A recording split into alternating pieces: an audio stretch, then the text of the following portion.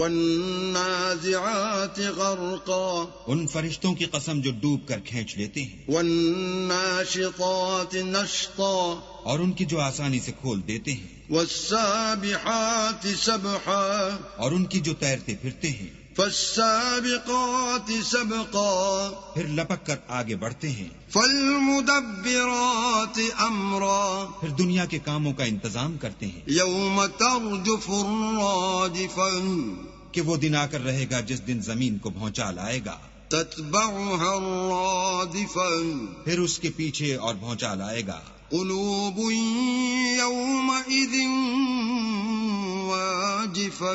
اس دن لوگوں کے دل خائف ہو رہے ہوں گے، ابصارها خاشعہ، اور آنکھیں جھکی ہوئی، یقولون ائنا لمردودون فی الحافرہ،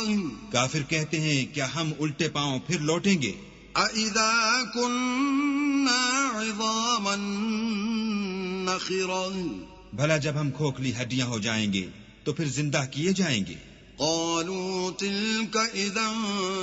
کرۃ خاسرہ، کہتے ہیں کہ یہ لوٹنا تو موجب زیاں ہے، فإنما هي زجرة واحدة، وہ تو صرف ایک ڈانٹ ہوگی، فإذا هم بالساهرة، اس وقت وہ سب میدان حشر میں آ جمع ہوں گے، هل أتاك حديث موسى، بھلا تم کو موسیٰ کی حکایت پہنچی ہے، إذ ناداه ربه بالواد المقدس طوى، جب ان کے پروردگار نے ان کو پاک میدان یعنی طویٰ میں پکارا، اذهب إلى فرعون إنه طغى، اور حکم دیا کہ فرعون کے پاس جاؤ وہ سرکش ہو رہا ہے، فقل هل لك إلى أن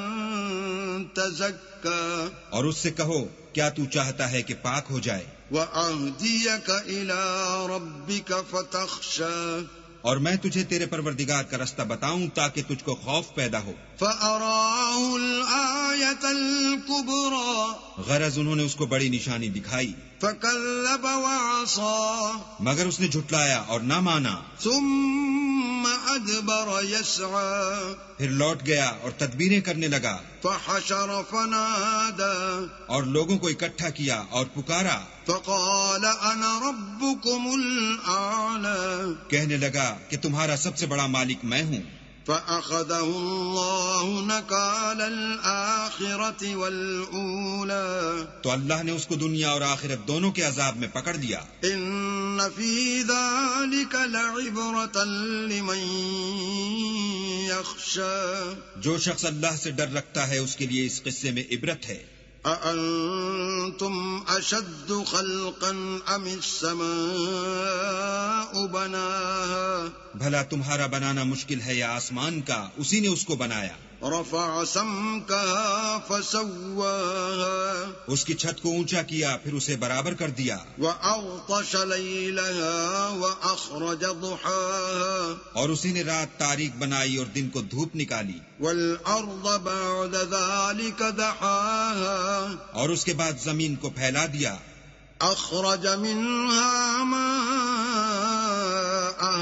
ومرعاها، اسی نے اس میں سے اس کا پانی نکالا اور چارہ اگایا، والجبال أرساها، اور اس پر پہاڑوں کا بوجھ رکھ دیا، متاعا لكم ولأنعامكم،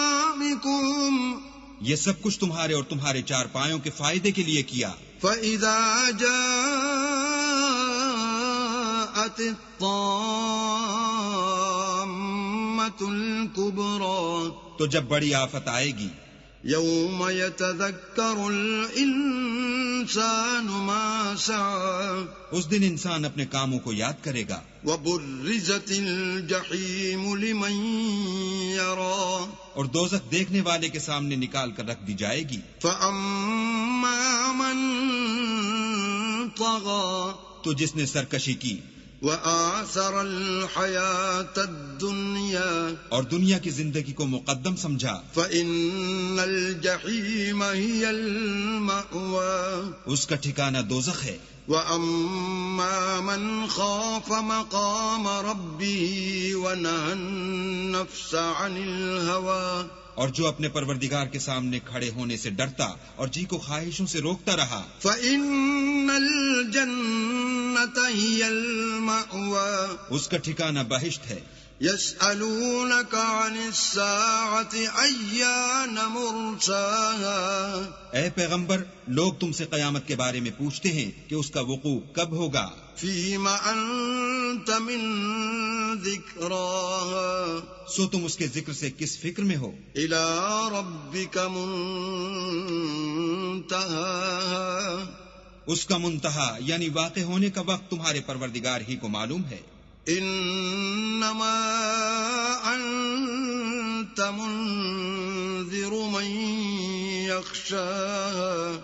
جو شخص اس سے ڈر رکھتا ہے تم تو اسی کو ڈر سنانے والے ہو۔ كأنهم يوم يرونها لم يلبثوا إلا عشية أو ضحاها جب وہ اس کو دیکھیں گے تو ایسا خیال کریں گے کہ گویا دنیا میں صرف ایک شام یا صبح رہے تھے۔